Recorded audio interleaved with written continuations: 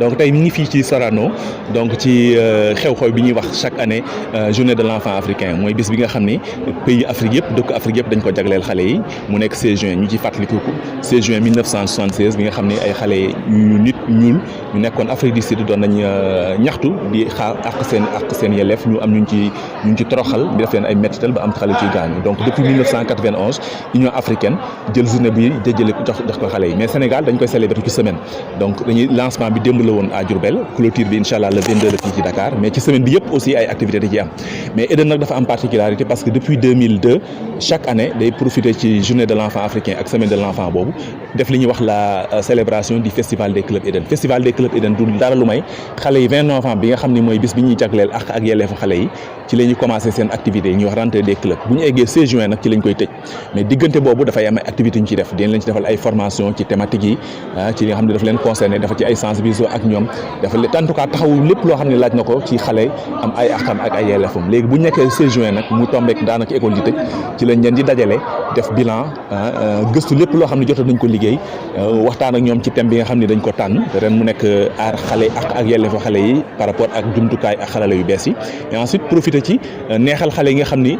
wane nañu njàmbarte ci concours yi mbala ci seen jàng donc loolu mooy solos ndaje bi ñu ànd ci ak ay partenaires ñu ciy jàppale ñu profité ci l'occasion di leen ci gërëm xarala yu bees dañu dugg lool ci suñu dund donc xale bi daf koy dañuy jànkonteel loolu ci kër ga ci mbedd mën a ci école bi daanaka espace yi muy dem yëpp dafay jànkonteel ak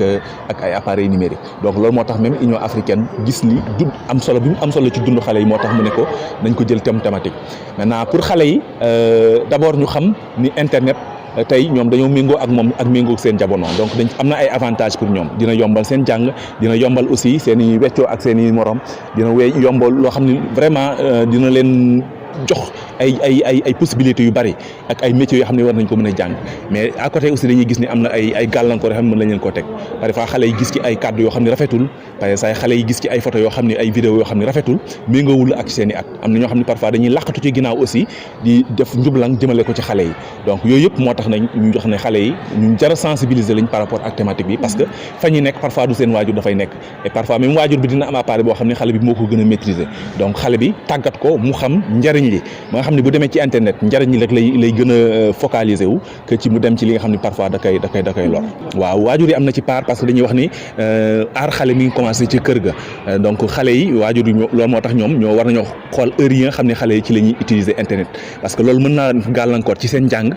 beneen bi aussi man comme ni ñu ko waxee sànq bu waajur bi dencee ci appareil am ay image wala ay vidéo yoo xam ne rafetul a gis donc xale bi daanu ci donc loolu mën na ko indi ay jafe-jafe boo ñëwee aussi ci askan bi aussi da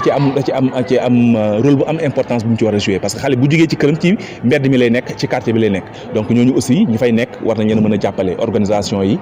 groupement de famille association des jeunes war nañ gën a mën a sensibiliser xale yi donc xale yi nga xam ne am nañ chance nag nekk école mbala ci ay mouvement mbala ci ay association mbala ay cadre de participation comme yu club Eden yi ñooñu tamit dañ leen war a tàggat pour ñoom ñu xam mën a xamal seen i morom parce que plus ñu leen di tàggat ñuy xam avantages yi ak inconvénients yi loraange yi ñu mën ko partager ak seen i morom loolu bu dee law dinañ yaakaar ni xale yi dinañ leen gën a mën a aar nguur gi aussi li ko ci war ci wàllu yoon gën cee mën a taxaw gën a farlu ni xale yi dañu am ak ay yelleef te moom moo leen ko war a sàmmal as li ñuy wax droit à l'image droit à l'identité ko am c'est-à-dire kenn warta nit sax doomu aadama kese kenn waru jël ay photom ak ay vidéom di ko partager mbala di ko tasaare sans que moom mu jox la ci ndigal donte ne xale la sa doom la donc xale boobu dafa am li ñuy wax ak yelleef boo xam ni dañ ko jagleel par rapport ak image am wala par rapport ak vidéo am donc ñaaxat waajur yi ñu bañ di partager vidéo xale yi ak seen i image parce que loolu mën na leen bu juleur ay gàllankoor ëllëg mën nañoo partager ay photos yoo xam ne wala ay vidéo yoo xam ne ëllëg bu ñu màggee ñoom dañuy mën na nit xeeb seen bopp te loolu du doon lu rafet. Donc coïncide chaque année, comme je l'ai dit tout à l'heure, par rapport à la journée de l'enfant africain, mais ensuite marque la clôture officielle des activités des clubs Eden, lancée depuis le 20 novembre, donc Journée internationale des droits de l'enfant.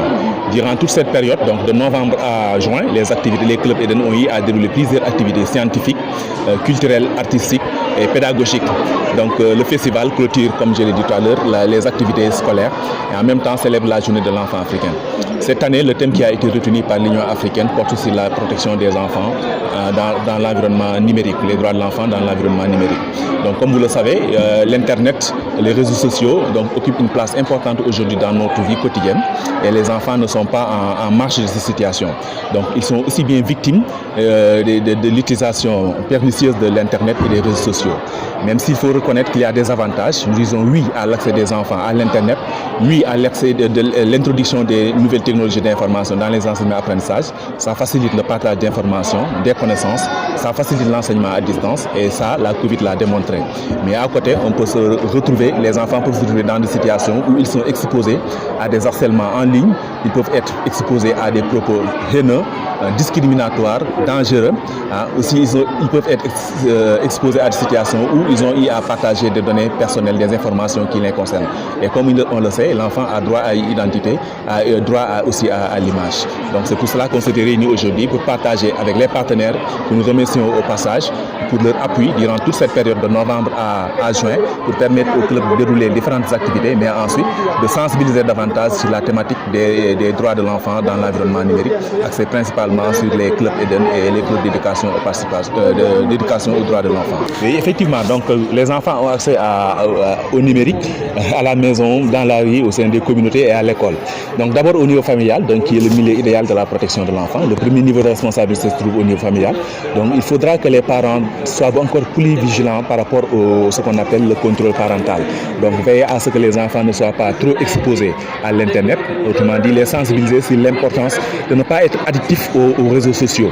Au sein des communautés aussi, les parents, les populations ont des rôles importants à jouer donc, par rapport à la sensibilisation des enfants parce qu'ils peuvent être exposés au niveau communautaire. À l'école aussi, l'école a un rôle important à jouer donc, en termes de sensibilisation, de formation des enseignants, mais ensuite de renforcement des capacités des enfants pour qu'ils puissent arriver à identifier les messages de provenance douteuse, éviter d'être en tout cas à la solde de personnes dont les intentions sont inavouées et qui peuvent les exposer à des situations préjudiciables.